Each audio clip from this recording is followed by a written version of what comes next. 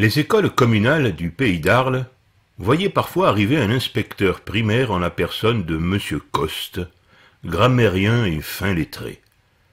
L'homme était rondelet, de petite taille, toujours coiffé d'un béret basque et vêtu d'une veste usée par les nombreux déplacements en vélo qu'il effectuait sur les routes de Camargue et de Crau. Une montre goussée était attachée à son gilet par une chaîne qui brillait. Malgré toute sa bonne volonté et l'assiduité qu'il déployait au fil des routes et des chemins, malgré l'attention qu'il portait aux soins de son exercice, avec toute l'application propre aux membres de l'académie, malgré la besogne sans cesse renouvelée d'école en école, M. Coste ignorait une chose dont il était pourtant l'objet essentiel.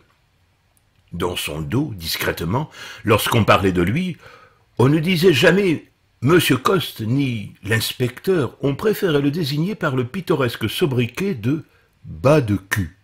Le surnom avait fini par faire son chemin, faisant de bas de cul une notoriété auprès des instituteurs. L'essence était rare pendant la guerre. Il fallait bénéficier de bons de rationnement pour avoir le privilège de se déplacer en voiture. Par souci d'épargne, l'inspecteur enfourchait sa bicyclette et arpentait les routes pour aller inspecter les maîtres d'école. Par un beau jour de printemps, l'inspecteur arriva au village par la route nationale afin d'inspecter le directeur de l'école communale. Arrivé à l'école, il posa son vélo contre le mur, dans la cour, se rajusta et pénétra dans l'établissement. Le directeur l'accueillit avec déférence et l'invita à s'asseoir au fond de la classe. Peu habitué à cette soudaine présence presque hostile, mystérieuse, furtive même car l'homme au béret ne pipait mot, les écoliers osaient à peine se retourner vers le personnage mandaté par les hautes instances académiques. Aujourd'hui, les élèves qui d'ordinaire étaient dissipés, comme tous les gamins de toutes les classes de France, étaient sages et écoutaient parler le maître de toutes leurs oreilles. Il convenait avant tout de faire bonne figure en présence du cabotin. Il était presque 9 heures, c'était l'heure à laquelle le facteur apportait le courrier. Comme chaque jour à cette heure, il frappa à la porte, l'ouvrit sans que quiconque lui dise d'entrer, et fit irruption dans la salle de classe comme un ouragan. Comme chaque jour, il lança sa phrase d'une voix tonitruante. « Bonjour à la compagnie, voici le courrier !» C'était sa manière de faire au quotidien et personne n'y prêtait plus la moindre attention. Mais ce jour-là, l'effet fut fort remarqué, plus qu'à l'ordinaire. Les écoliers riaient sous cape en tournant les yeux vers l'inspecteur, assis au dernier banc. Le maître d'école était un peu gêné par l'intrusion brutale d'un facteur en présence d'un membre de l'Académie d'Arles. Il remercia néanmoins ce bon facteur et l'accompagna jusqu'au portail. Il lui fit part discrètement de quelques consignes. « Laisse-moi te dire que ton entrée n'est pas passée inaperçue aujourd'hui. »« Et quoi, qu'est-ce qu'il y a ?»« Il y a que ce matin, je me farcis l'inspecteur. Ouais, monsieur, parfaitement. T'as pas remarqué, mais bas de cul est assis au fond de la classe. Comme si on n'était pas assez occupé comme ça. »« Oh, bonne mère, qu'est-ce qu'on mais qu'est-ce qu'ils vont faire ?»« File à l'école de Moulès. Préviens que bas de cul va rappliquer. »« Va tout de suite. »« Oh, te presse pas, t'as le temps. Il en a au moins pour une bonne heure, il vient tout juste d'arriver. Bon, je retourne. À demain. » Peu après, la classe reprit normalement son cours.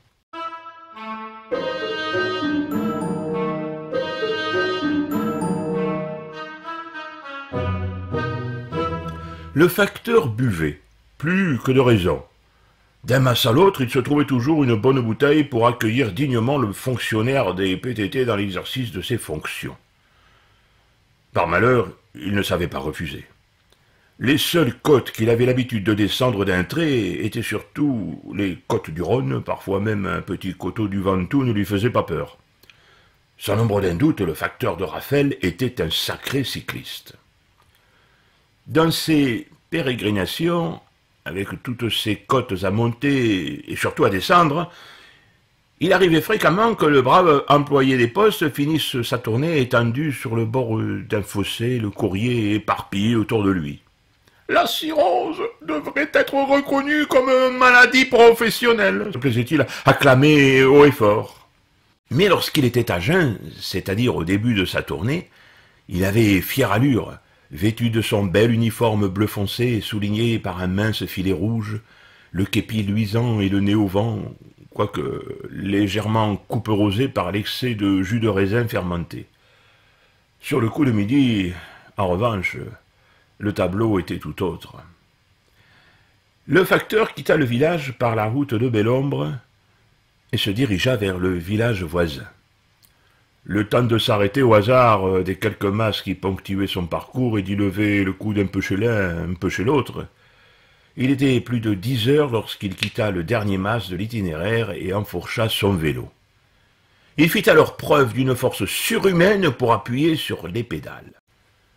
Sur la petite route tranquille, filant au milieu des prés fleuris survolés par les papillons, il aperçut devant lui, au loin, une boule humaine portant béret qui avançait doucement, juchée sur une vieille bécane.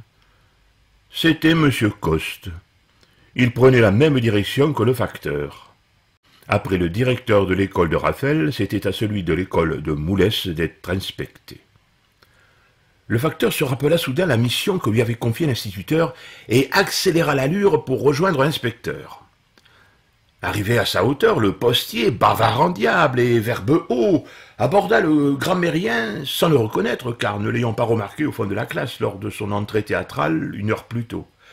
La conversation tourna autour du temps qu'il faisait pour se poursuivre sur la sale guerre qui n'en finissait pas et les gelées du printemps qui brûlaient les premières feuilles de mûrier et ses conséquences sur le ver à soie.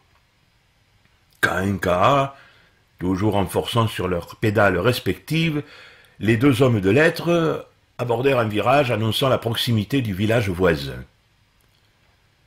Arrivé à hauteur du premier mas, le facteur fonça brusquement l'allure, pédalant comme un forcené. Il laissa pratiquement l'inspecteur sur place, étonné par un tel démarrage aussi foudroyant qu'inattendu.